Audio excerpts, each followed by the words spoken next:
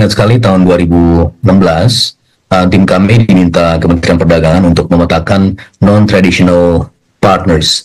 Nah, dalam konteks itu kita membagi berdasarkan region. Nah, untuk region Timur Tengah ini kita melihat bahwa banyak sekali untapped market ya yang merupakan mayoritas kunjungan dari Pak Prabowo saat ini adalah apa yang kita sempat rekomendasikan kepada pemerintah untuk dibangun jalinan perdagangan dan investasi yang lebih signifikan. Tapi kalau kita lihat dalam perjalanan ya semenjak dari tahun 2016 semenjak rekomendasi itu kami keluarkan, itu sebenarnya belum terlalu konkret juga karena kalau kita lihat misalnya ya dari sisi perdagangan ekspor kita ke Mesir itu sekitar 1,53 billion US dollar. Kemudian ke Uni Emirat Arab yang paling besar itu yang menurut Bang Philip adalah sebagai hubungan ekonomi yang sangat signifikan, tapi itu pun cuma 3,53 billion US dollar. Kita juga melihat Mesir cuma 900 juta dolar. Bagaimana dengan Yordania yang merupakan teman dekat Pak Prabowo dari semenjak masa exile dulu, itu juga cuma 1,23 billion US dollar. Nah, dalam konteks ini kita harus membandingkannya dengan misalnya Amerika Serikat. Amerika Serikat partner terbesar nomor 2 Indonesia untuk dari sisi ekspor, itu ekspor kita ke sana 28 billion US dollar. Ke China itu 70 billion US dollar. Jadi negara-negara ini adalah negara-negara yang sebenarnya untapped. Kita sudah merekomendasikan sejak lama, tetapi memang hampir tidak pernah disentuh. Nah, saya memiliki semacam pandangan yang positif terhadap Pak Prabowo ya dengan kunjungan-kunjungannya kali ini, karena kunjungan ini adalah lanjutan dari kunjungan-kunjungan sebelumnya. Karena kalau kita lihat ya dalam 100 hari Pak Prabowo berkunjung ke luar negeri, itu 100 hari pertama itu berkunjung ke 9 negara dan mendapatkan komitmen investasi 19,5 billion US dollar. Tapi sekali lagi kita bicara mengenai komitmen, kita bicara mengenai komunikasi dan seterusnya, itu adalah satu hal. Tapi hal yang lain adalah bagaimana mengorkestrasi kementerian sehingga kementerian-kementerian ini bisa layak padu dan bisa mendukung ya apa yang disampaikan atau yang dilakukan oleh Pak Prabowo. Sering sekali ketika saya pernah berada di pemerintahan juga sebagai juru bicara Mendak. Pada saat itu kami menginisiasi banyak sekali FTA, tapi kalau kita bicara FTA utilization rate, itu less than 30%. Nah, dalam konteks ini kita melihat bahwa kepemimpinan adalah satu hal, tetapi birokrasi adalah hal yang lain. Dan oleh karenanya saya rasa meskipun saya punya pandangan yang positif, tapi birokrasi ini harus mampu digerakkan dengan sangat signifikan. Ya, jangan sampai birokrasi kemana ya dan tidak menjalankan apa yang kemudian dijalankan oleh pemimpinnya.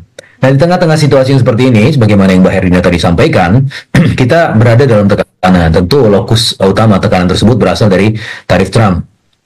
Nah, sebenarnya untuk Trump sendiri, kalau kita bicara mengenai hubungan dengan Trump, bagaimana cara kita membina dengan Trump adalah dengan cara bilateral.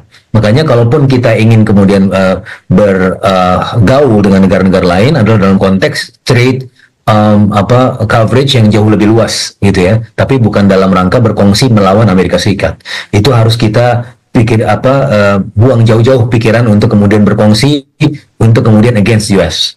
Karena biar bagaimanapun US itu adalah trade partner strategis kita nomor 2 terbesar setelah China, dan sebagai traditional partner bukan artinya ketika kita ke non-traditional partner dan non-traditional partner ini akan menggantikan yang tradisional. Dia harus berjalan bersama-sama. Dan saya rasa menurut prinsip gravitasi ekonomi, ya kalau kita bicara mengenai kunjungan ke Timur Tengah ini, apa sih yang kemudian bisa meningkatkan trade and investment? Ini baru kita bicara potensi ya, yang mana itu menjadi salah satu landasan filosofis kenapa kita merekomendasikan negara-negara tersebut ya kepada pemerintah 10 tahun yang lalu. Karena kalau kita bicara trade and investment, pertama kita bicara mengenai hubungannya ekonomi, GDP per kapita. Dalam hal ini kita bicara mengenai masa relatif dalam persamaan gravitasi. Tapi itu juga kemudian dibagi dengan jarak. Nah, jarak itu ada yang sifatnya jarak geografis, ada yang sifatnya jarak non-geografis. Nah, dalam konteks teknologi yang penuh rupa warna seperti ini, kita sudah melihat bahwa jarak geografis itu tidak lagi menjadi relevan. Yang menjadi relevan adalah jarak non-geografis. Apa saja jarak non-geografis itu? Itu adalah ideologi.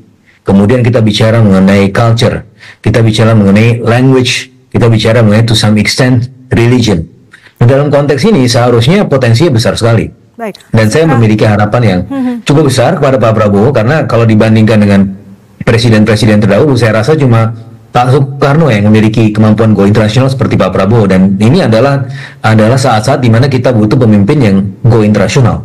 Oke, Nah, baik Mas Fitra, oleh nanti kita karenanya bahas ini harus kemudian mampu disambut juga dengan birokrasi kita, seberapa besar yang potensinya? masalahnya adalah birokrasi kita tidak secepat gerak Pak Prabowo dalam menyambut peluang-peluang tersebut. Oke, baik Mas Fitra, nanti kita bahas lebih jauh lagi, karena kali ini tadi juga Anda menyebut bahwa sebetulnya masih banyak potensi yang bisa didorong untuk dikerjasamakan begitu ya, antara Indonesia dengan negara-negara yang dikunjungi oleh Presiden Prabowo Subianto kali ini. Kita melihat ada sejumlah menteri yang diajak ataupun ikut serta dalam kunjungan Presiden. Ada Menteri Pertahanan, Menteri Pertanian, Investasi, Perumahan, dan juga Kebudayaan.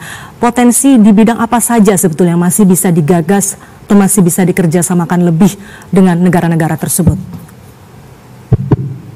Ya, saya melihat memang komoditas-komoditas yang diperdagangkan antara negara-negara Teluk dan Indonesia itu masih komoditas-komoditas yang ya nggak jauh-jauh dari jewelry, dari minyak, dan kemudian dari kalsium fosfat dan seterusnya. Jadi memang kita harus kemudian melakukan diversifikasi produk, dan juga tentunya yang tidak kalah pentingnya adalah meningkatkan investasi.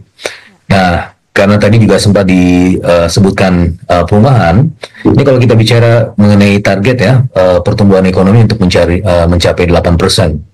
Nah, untuk sampai 8% ini, hitung-hitungan kami yang untuk Bappenas, kita butuh 10.000 triliun. Nah, dari 10.000 triliun itu 3.000 triliun dari dalam negeri, 7.000 triliun dari luar negeri. Nah, terbagi menjadi 6 sektor. Sektor pertama adalah ICT, kemudian ada energy, kemudian ada housing, transportation, water sanitation, water resources.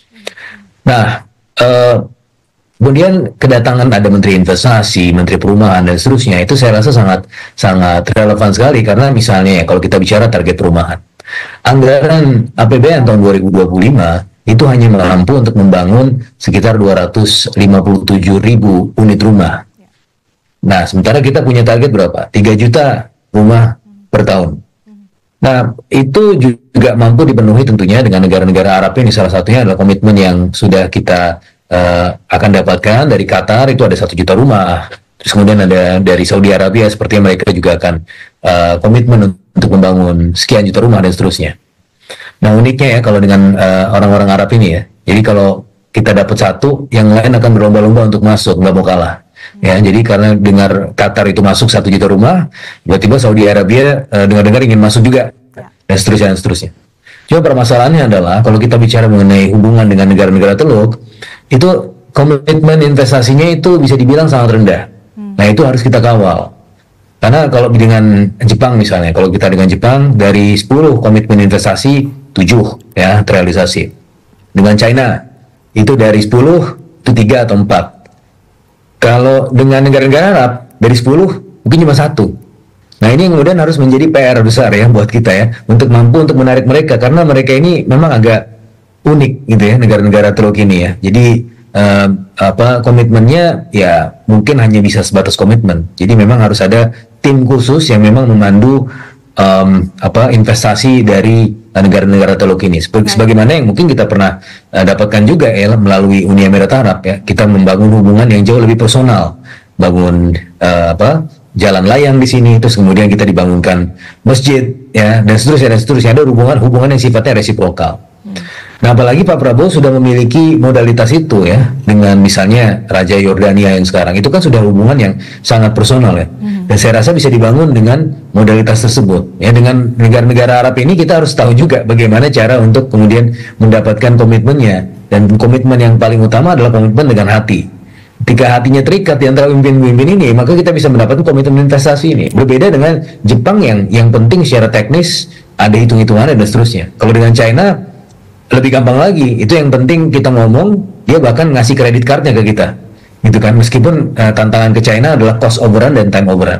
Okay. Dan dengan negara-negara Arab ini yang memang relatif lebih sulit, gitu ya. Okay, mudah-mudahan ya dengan keberadaan misalnya dengan Menteri Luar Negeri yang didampingi Wakil Menteri Luar Negeri yang juga bisa berbahasa Arab, itu juga mungkin sebuah modalitas ya. Karena semenjak zamannya Alwi Siap, saya rasa tidak ada lagi yang bisa langsung berbahasa Arab ya. Dan kalau kita bicara mengenai prinsip gravity equation tadi, komunikasi language itu juga menjadi satu bagian penting ya dalam kemudian untuk meningkatkan trade and investment. Baik, baik. Gitu, Mbak Adit. Nanti kita akan minta jawab. Yang tadi saya sempat mention adalah bagaimana mengutilisasi ya hubungan-hubungan bilateral yang sifatnya mungkin pertama personal tapi lebih ke depannya lebih terinstitusionalisasi. Nah, jadi saya pernah menulis dalam buku saya Trade Strategy in East Asia from Regionalization to Regionalism. Kita harus mengubah suatu hal yang sifatnya market driven, personal, menjadi suatu hal yang lebih berkesinambungan. Makanya kalau kita bicara mengenai FTA utilization rate itu yang relatif rendah di Indonesia, itu salah satunya adalah minimnya keterlibatan dari stakeholders. Ya, saya pernah kemudian menjadi penyampai pesan dari perundingan perdagangan yang sudah kita lakukan kepada teman-teman di daerah. Betapa informasi itu tidak sampai ya secara cukup signifikan ke mereka. Dan mereka tidak mampu memanfaatkan apa yang sudah diusahakan oleh pemerintah. Jadi ini adalah tahap pertama. Apa yang dilakukan oleh Pak Prabowo itu adalah tahap pertama. Tahap berikutnya adalah memulai jaringan institusionalisasi. Dan memulai jaringan institusionalisasi ini harus melibatkan stakeholder secara masif. Apindo, kemudian Kadin, kemudian para calon eksportir dan importir, sehingga mereka mengetahui peraturan-peraturan, mengetahui dampak-dampak positif dan seterusnya, sehingga pada akhirnya kita mampu untuk menangkap peluang dan kemudian mengkonversi yang tadinya komitmen menjadi betul-betul realisasi, gitu kan. Nah ini jadi penting sekali untuk kita lakukan karena memang non-traditional partner ini sering sekali disampaikan. Bahkan tadi saya sebut di awal bahwa kajian terkait dengan non-traditional partner ini sudah kita lakukan semenjak tahun 2016. Artinya sudah 10 tahun. Nah, dalam hal ini berarti kan kita seakan jalan di tempat karena kita sudah tahu bahwa ada ruang-ruang yang cukup terbuka lebar yang di tempat tertentu ya. Tugas pemerintah adalah sebagai Raumdeuter, sebagai pembuka ruang. Sehingga yang lain-lain adalah untuk kemudian mengikuti ruang-ruang tersebut, mengisi ruang-ruang tersebut menjadi peluang-peluang gitu kan. Tidak hanya sebatas ruang. Baik, dan itulah adalah PR terbesar kita, bagaimana mengorkestrasi sekali lagi birokrasi kita yang mungkin belum terkoordinasi dengan baik. Tapi ini is a matter of leadership menurut saya. Kalau misalnya ada menteri-menteri yang tidak berjalan dengan baik, saya rasa ya minggir saja, itu cari yang bisa bekerja gitu. Oke, terakhir klor yang diharapkan di pertandingan malam hari ini. Iya, kalau skornya kita berharap ya menang telak lah. Tapi kalau kita melihat semangat ya sepak bola ya, saya ingat ketika Didier Drogba itu membantu Pantai Gading ya di tahun 2005 melawan Madagaskar, dan kita tahu sejak tahun 2002 itu Didier Drogba itu melihat pemberontak ya dari Pantai Gading itu kemudian betul-betul sangat signifikan merusak segala sendi ekonomi sampai suatu waktu Didier Drogba di pertandingan sebelum melawan Madagaskar dia berlutut kepada para pemberontak, ayo kita bersatu, turunkan senjata kalian mau masuk Piala Dunia atau enggak. Nah akhirnya Pantai Gading menjadi salah satu negara Afrika yang kuat utama di dunia karena elemen-elemen bangsanya semua bersatu. Dan itu yang kita inginkan dari sepak bola, bagaimana sepak bola bisa menyatukan yang sebelumnya mungkin terpisah, terserak, tapi menjadi kepingan-kepingan untuk kebangsaan. Baik, terima kasih atas